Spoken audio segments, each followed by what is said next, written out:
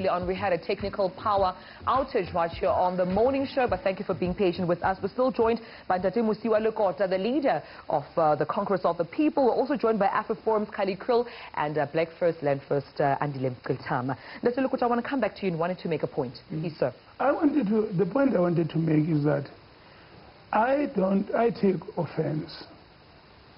I came here to debate. I agreed to debate. I think we must respect each other. I feel extremely offended if anybody that I'm dealing with in the debate is rude to anyone. I would be very offended if Kallie Kriel was rude to Mr. Mngxitama. I equally feel offended when he is rude to him and call him a thief. That's not the way to do it. But let's go back to the Constitution. Mr. Mngxitama went to Parliament and joined us at Parliament. He took the oath to the Constitution of this country, which says that all of South Africa, we believe that South Africa belongs to all who live in it, which says that there's a common South African citizenship, which says that all of us as properties are protected and we may not be dispossessed of it. Why did he take an oath to a constitution that we adopted after Codesa, that President Mandela went to sign at Sharpeville, when he's saying the things he's saying about fellow South Africans? I went to jail so that there must be equality of status here. I went to jail.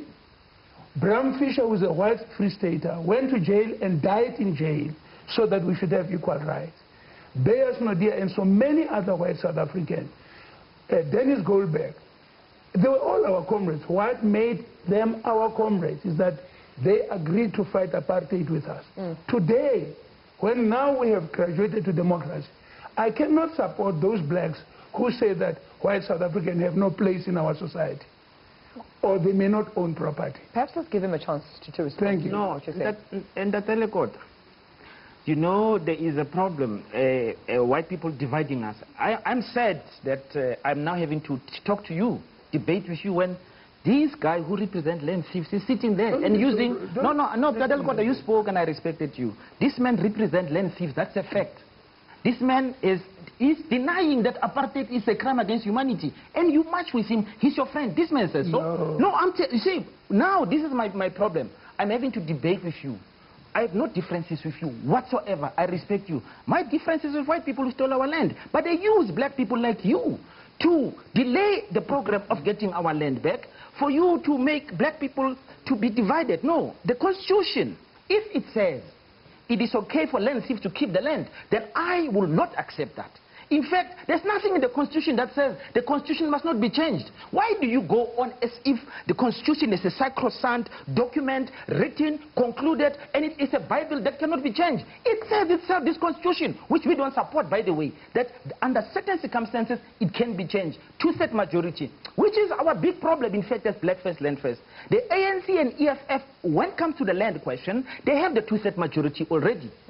Why are they not using the two-thirds majority to transform the Constitution or to amend it? We are saying as Black First, Land First, they are playing a political game with the land question, and that is why we say, if they do not amend the Constitution before the elections, because they are playing games, they just say we're going to amend, and then they're going to say to our people, give us votes, and our people are going to vote on the basis of a lie, a promise, which will never be delivered. We're saying amend the Constitution now. You already have the two-thirds majority. Ramaphosa and Malema, stop playing political games with such a serious matter. We don't want to be engaged with Kallie Kriel, Ringangisa and Alian about our land, the land which they have stolen, and then getting that who get a little bit of land from white people to defend them. You know, it's like a house Negro. A house Negro is a black person who white people give a little bit of good food, and then when they are sick, he say, we are sick. He imagined himself, white people. When white people are injured, he said, we are injured. And then he says, when white people are offended, he is offended first. That's a house Negro. House Negro mentality. Let me come to Kallie Kriel and use this. You mentioned political and also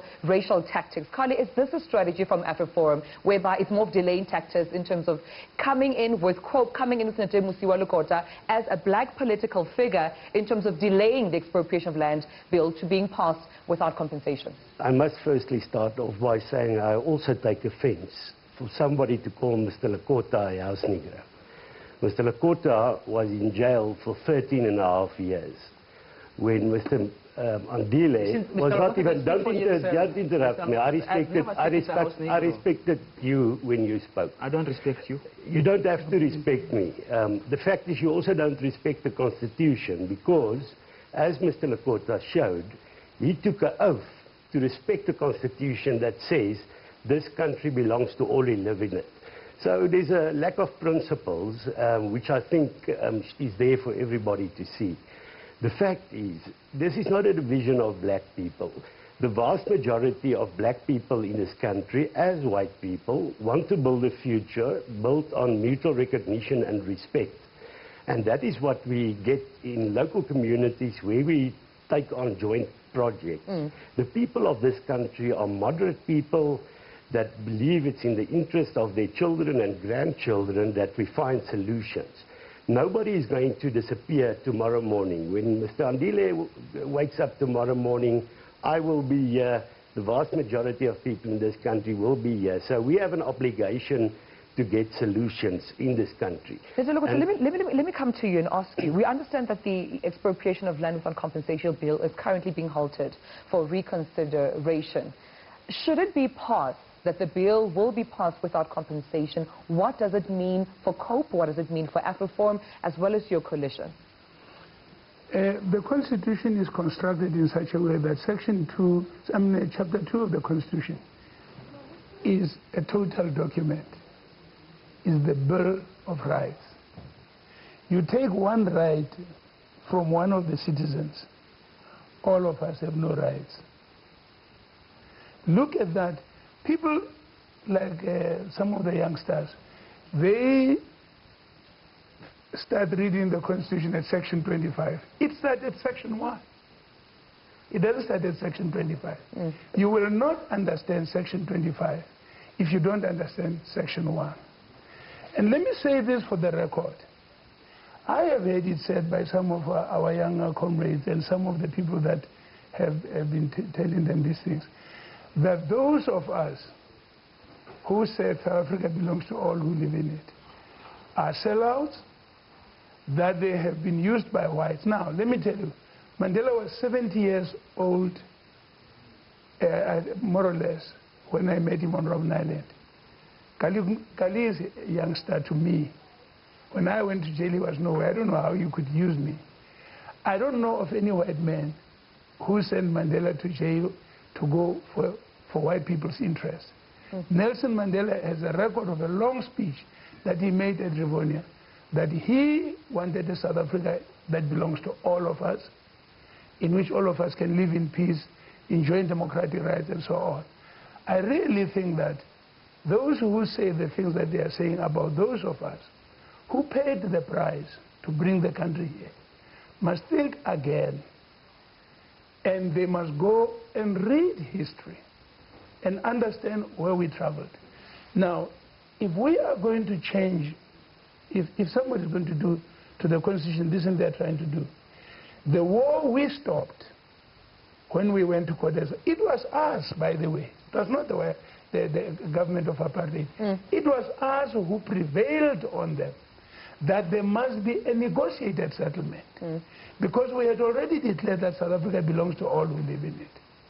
So this thing that we were forced to go to Kodesa is a misrepresentation. We are the ones who insisted to go there. And at Kodesa, we were the majority. Right.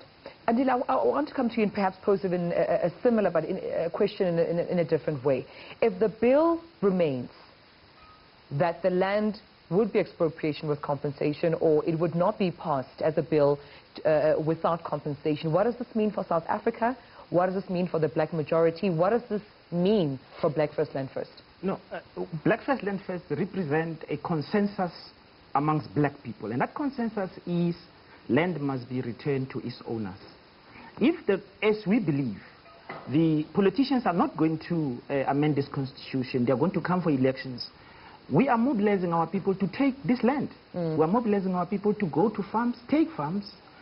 In the cities, we're already taking houses of white people which are land grabs you're referring to? It's not a land grab. If I take back something which belongs to me, how can it be a land grab? It's a redistribution. It is in fact doing restitution. It's redress. It's doing justice. Andile Lekota and his white friends say South Africa belongs to all who live in it. I'm saying, I am not South African. I am landless in my country. 64% of our people are poor and excluded. The majority, about 25 million black people, have no land. And you say South Africa belongs to all those who live in it. Who are these people? It is not me. It is not the black majority. Mandela did not go to jail so that white people must live as our lords, and we are excluded in our country. If they want real justice, they should have done it. By the way, why did they wait for 24 hours, 24 years to bring back our land? In the past 24 years, this government of the ANC, terrified of white people, that was there with them, they made sure that we buy back land. You know, we bought about 8% of the land at more than 50 billion rand. It means it will take us over 100 years to buy only 30% of the land. Why are we buying back land which was stolen from us? We have to hold it right there. Unfortunately, we are out of time. Thank you so much, Mr. Kallie Kriel. Andile Lekota, unfortunately, we're out of time, but thank you so much for coming, and we do apologize for our producer not mentioning to you in time that you would be debating Andile. Andile, thank you so much for coming. I respect that. Land first. We have to go right now, and as you know, Andile Lekota, I have to go, unfortunately. Let's